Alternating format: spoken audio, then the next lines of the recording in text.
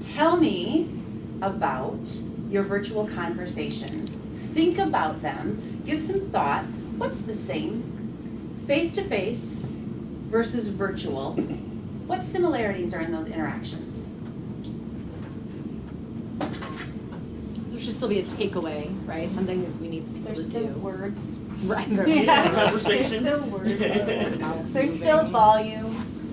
There's still inflection.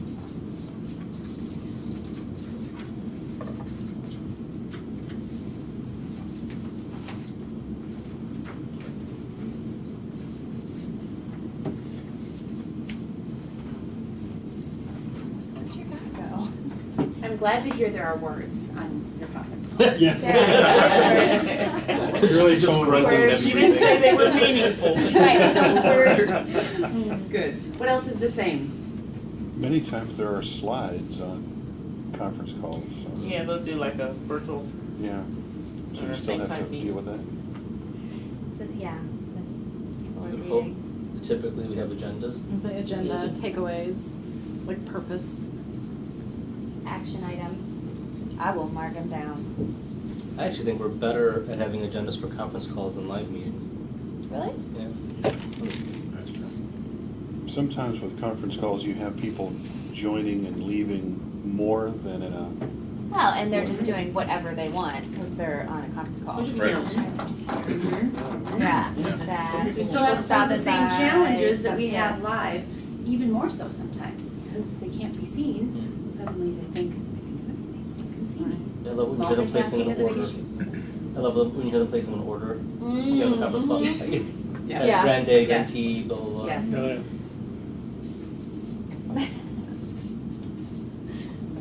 You know what I'm referring to. It's all the same. The only difference with a virtual conversation is that no one can see you if you've not chosen webinar or video conferencing, which isn't common here. There's no change. Nothing changes when you're going to communicate a message through a medium instead of live. You still need all of the skills. I might go as far as to argue you even need them more because you can't be seen. Do you need eye connection on a virtual conversation?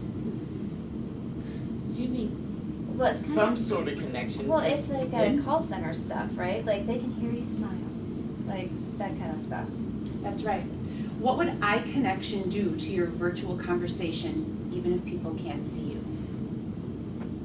Keep them engaged, Keeps them engaged how? even if they can't see you. Well, they can feel it. They can feel you're listening to them, or they can feel that, yeah. you say their name. You're on the right track. Say their name. Can you hear eye connection? Well, you pointed out to us that eye connection means that we speak differently. So if we speak differently, they would hear that. So if we're focused the same way, it will eliminate the uhs and ums and focus our conversation. There we go. Eye connection can be heard. Because when we use eye connection, we end our sentence faster. That makes us more concise. When we end our sentence faster, the filler words and phrases go away. We sound more on track, more knowledgeable. Eye connection can be heard. Can gestures be heard? What have we learned about gestures? They often go with inflection. They prompt inflection. Unless I gesture, my voice is likely not to change too much.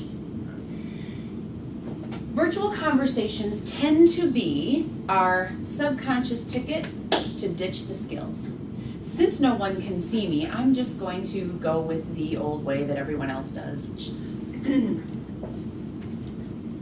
Hey, good morning, everyone. Thanks so much for coming on the call. Hey, Tim, how's it going? Good, yeah. So, Jim's not here yet. We're going to give it about 5 more minutes. Thanks to you guys who were prompt, but I don't want to start. I don't want him to miss anything. Weather good? Yeah? Good. Travel's okay? Good. Right? And everything starts to go downhill from there. Start thinking about your virtual conversations as seriously as you think about your live ones. Just because people can't see you doesn't mean you don't need the skills. When you start applying the same skills that we've taught you over the last day and a half to your virtual conversations, you'll get the same feedback that we've already showed you get live. More engaging, more passionate, more knowledgeable, more believable. The same feedback comes through even when people can't see you because the skills can be heard.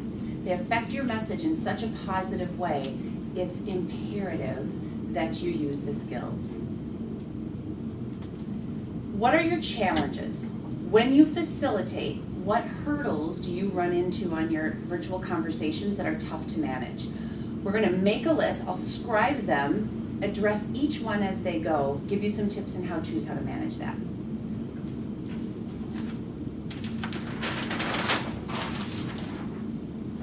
What drives you nuts when you're Attention. leading a virtual conversation? I was about to say attention. Keeping everyone's attention is pretty difficult.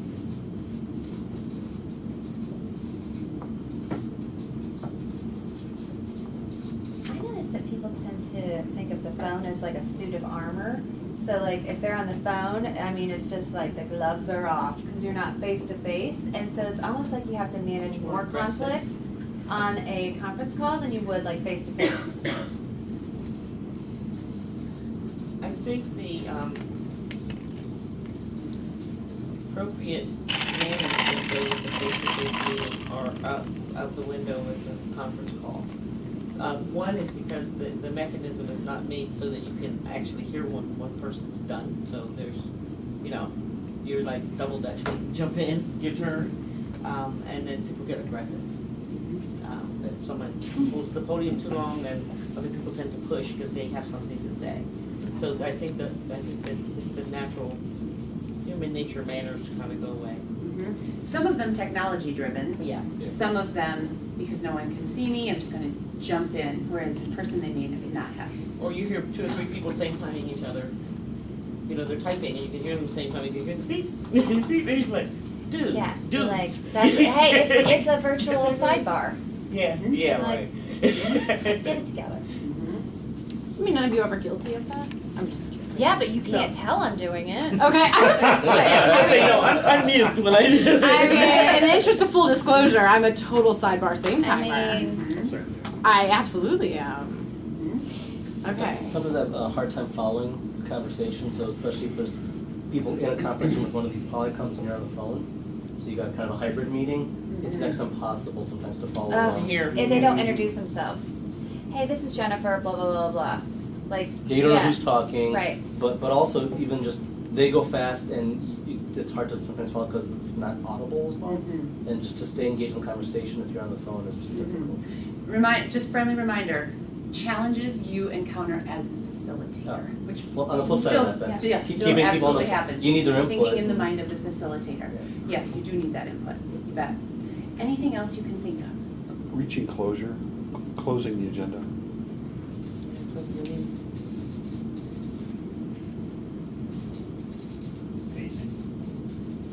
yeah. What about getting the focus back to the facilitator when you have all of these discussions going on? It's kind of like, hey, let's get this meeting going. I'm the facilitator here.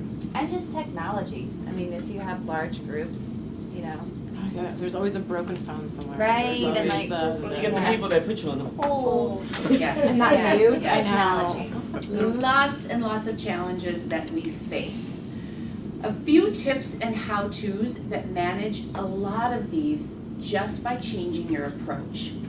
Do you open up a call like we opened up our 3 to 5 minute conversation today? You can shake your heads no. No, nobody does.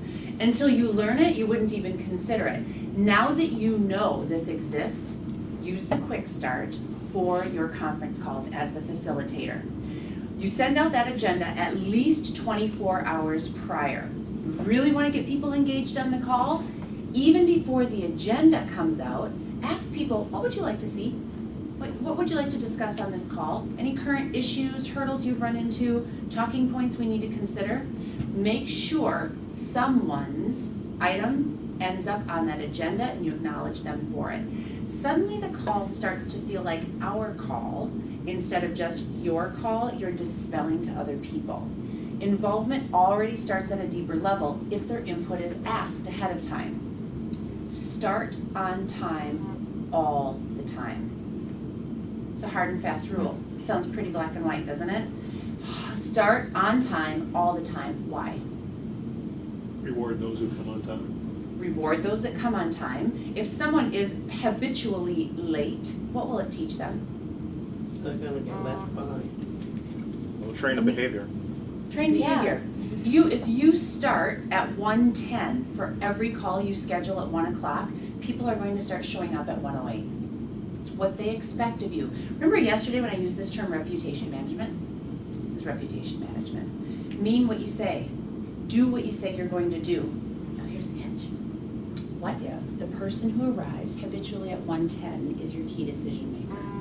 Do you dive into your content? No, but I adjust the meeting. Oh, am I speaking personally? Sounds like you might have experienced this. Yeah, I just adjust the meeting. So there's always gonna be housekeeping items, things like that. Take care of those first until key decision person gets. But I think out Great of decision. respect for the other attendees, if it habitually happens, regardless of the role, they need to know the impact it has on the meeting. Well, did you wanna have that conversation with them? Yeah. No, you're right. If it was my meeting, it's Yeah, here's an idea. Yeah, you're Here's right. an idea. Yeah. Start at 1 o'clock no matter what. Have some topics ready that aren't critical to the decision-making process. Business-related topics, might be a recap, Yeah. bringing people up to speed where the project has been so far. Whatever that would be, spend some time on it. Those few minutes until that late arriver shows up. What's great about that technique, it values people who did show up on time, values their time. Shows them that you're going to do what you say. The late arriver now understands your reputation. When she says 1 o'clock, she means 1 o'clock, yet they didn't miss anything. What they're hearing is business related. You've built that reputation by follow through, yet you've saved the key information that affects the decision-making process for when that person's on. They're none the wiser. All they know is you started on time. People will start to respond differently. Open up a call, any type of virtual conversation, the same as you would a live. Spark, opinion, action, benefits. Think in the mind of a participant for just a moment. What if every call you got called on to started off that within 1 minute you knew what their opinion about this project was, what they wanted you to do or stay open to, and the benefits that were in it for you by participating on the call. Boom. The purpose was defined within 1 minute. Small talk was out of the way. Suddenly that 30 minutes or an hour has purpose. Rather than fishing around, wondering where the call's headed, within a minute they've got opinion, action, benefits. We're going to add something because it's virtual. 2 things. 2 additions that'll help your call have more purpose, more structure, help eliminate some of these very things you get frustrated with.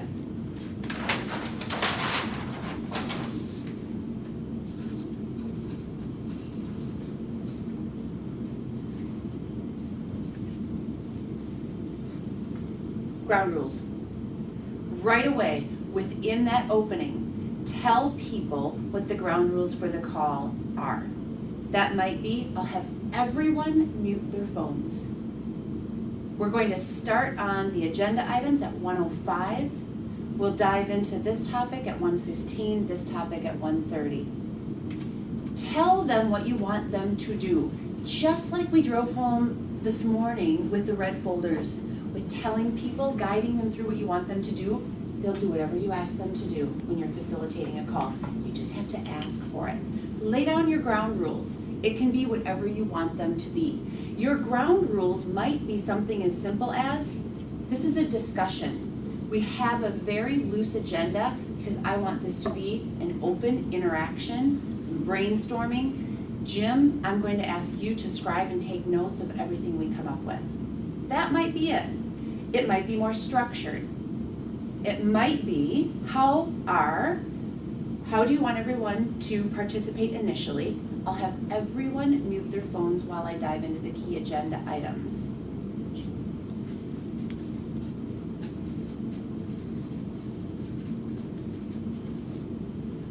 Tell them how you're going to interact with them. I'll have everyone mute their phones while I dive into the agenda. At 1:15, I'm going to check in with you, specifically looking for the feedback around what hurdles do you see so far?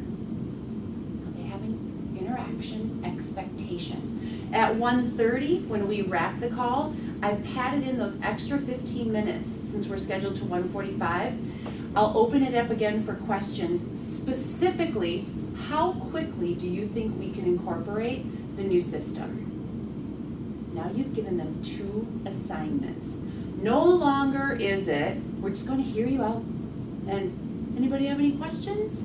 Now they have 2 specific feedback items to listen for. What didn't I do in my interaction expectation?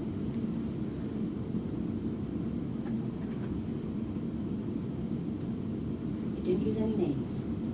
I didn't say, Tim, I'm going to check in with you at 1:15, because then what do I invite everyone else to do? Check out. Check out. Solitaire. Don't give a name. I'm going to check in with you, meaning everyone.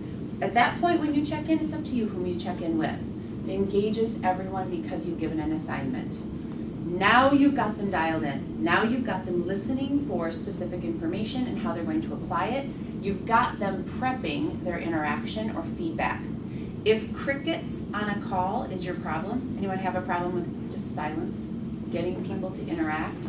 This will help you with that all day long. If interrupters, hijackers, bringing it back around, let's get back to this list now. Keeping attention, interrupting,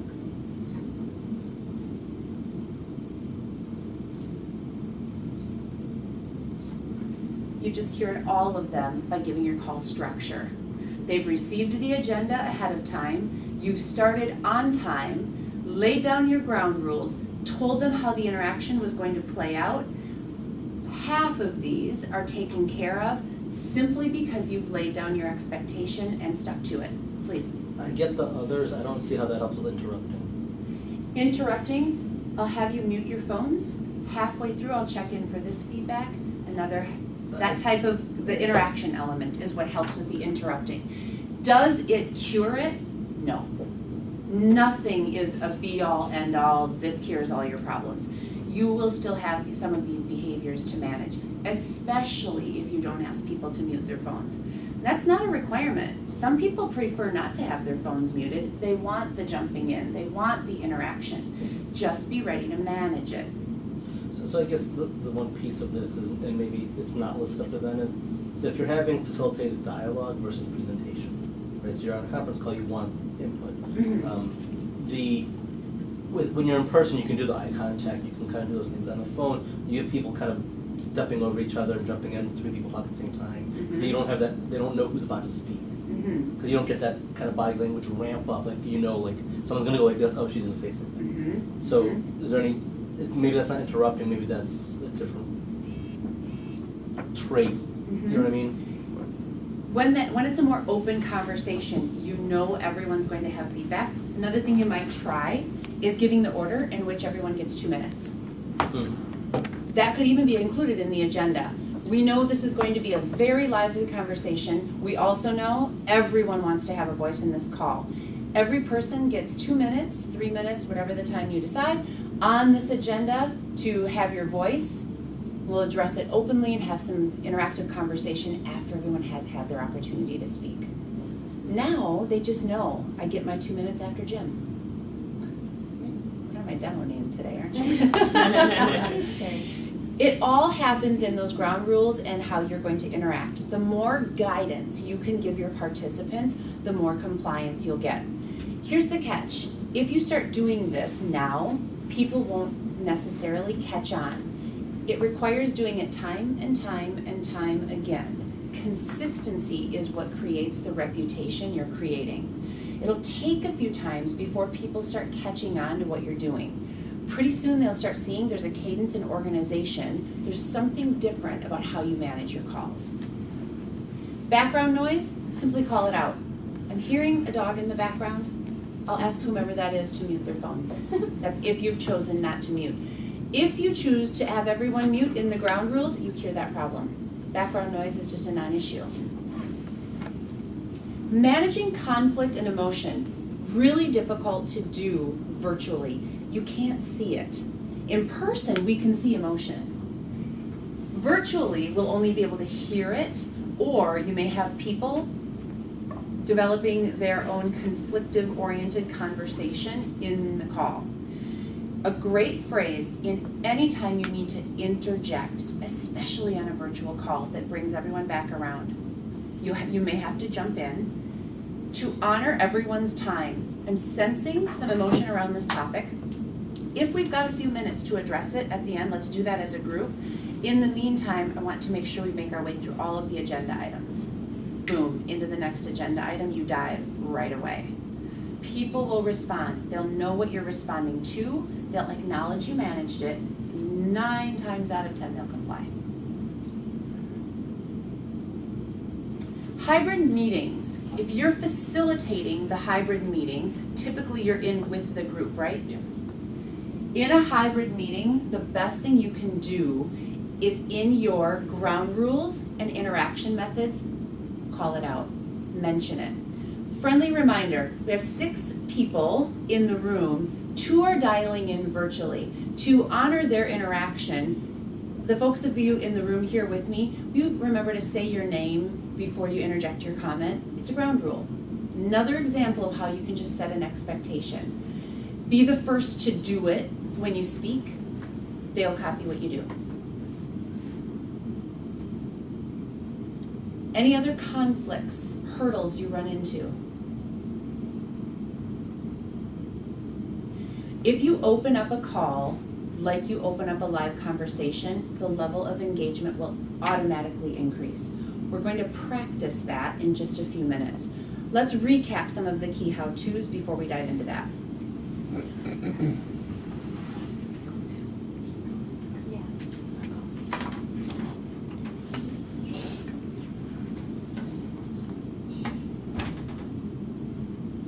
Why would we recommend you stand up? Be louder. Be louder. What else will you do? Your point of focus. Tell me more. By standing up, everyone is sitting down. They're focusing their attention on you. But what about if they can't see me? Everyone's dialing in from a conference call. It's conference, I'm Right, sorry. virtual. That's okay. It still gives you the, you talked about inflection, you talked about gestures. By standing up, you're able to kind of do all of that and, transmit that through the phone. Yeah. It frees you up to move. I can arc and park even on a conference call. If you facilitate more and more conference calls over time, invest in a headset. That way, when you're delivering that call, leading that call, you can move. What have we learned happens when we move? Release energy. We release energy. Helps us stay less nervous. We hear movement in our voice. We hear it in the energy. When we walk, our voice becomes more conversational. If we sit, we tend to go more into presentation mode, and then we'll fall into a more dry delivery, and then we fall into old habits. Get up. Use that energy to your advantage. If I'm standing, what else am I more likely to do? Any ideas? Gesture. Led you right down that path. We gesture more naturally when we stand. We know that the gestures give us inflection and passion behind our message. Stand up. Lay down those rules of engagement. Plant some questions prior. If you know you get that traditionally quiet group, reach out to a comrade. If I know that this group is quiet, I'm going to ask Tara. I know I'm going to check in halfway through. No one's going to give me anything. Will you have a question ready about implementation? Just to break the silence. The minute someone speaks, someone else will too. They're just relying on somebody to jump in. Here's the catch with questions. When you ask them on a virtual conversation, you have to pause longer to tell people, I really want a response. Be willing to wait it out. If you throw a question out there and no one responds, you just follow it up with some discussion to break the silence because you're uncomfortable. Now you've taught people, oh good, I don't have to interact. If I don't answer, she just won't push very hard for that interaction. Show them through the pause that you're willing to wait for the answer. 5 to 7 seconds. It feels really long. Wait it out. I love something I learned from Stacy. It cracks me up every time. If there's no one's answering, crickets, pause, pause, pause. This is done best out loud. See, it works, doesn't it? Prompt some laughter, make some lighthearted, add a lighthearted element. Someone inevitably will pipe in with a question. Use them, let them know, I'm really waiting for your response here. The other thing you can do if you still get crickets, ask someone specifically. Jennifer, you spent a lot of time in this industry before you were with Nationwide. What were some of the things that you had success with that might help us through this process? Get someone talking. If it's a team call, rotate who facilitates. Be willing to give up that leadership role enough to let someone you're leading fill it. They feel empowered. It also builds empathy. Nothing makes a better participant on a call than someone who's had to lead one. Give them that role. Some of us have a hard time releasing that control, afraid how it'll go and will he or she do all right. Let them have a few minutes on the agenda, or let them facilitate the whole call. Let them feel what these challenges feel like. Pretty soon, the behaviors start to cure themselves because they felt what it's like to have to manage them in the moment.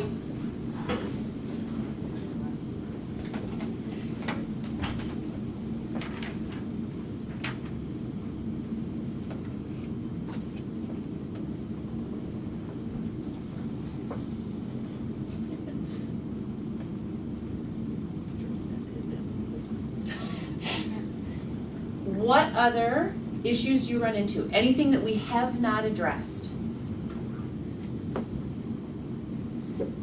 Let's open up a call. 3 volunteers. Ron, you're going to be one of them. 2 other people to open up a conference call based on your quick start this morning.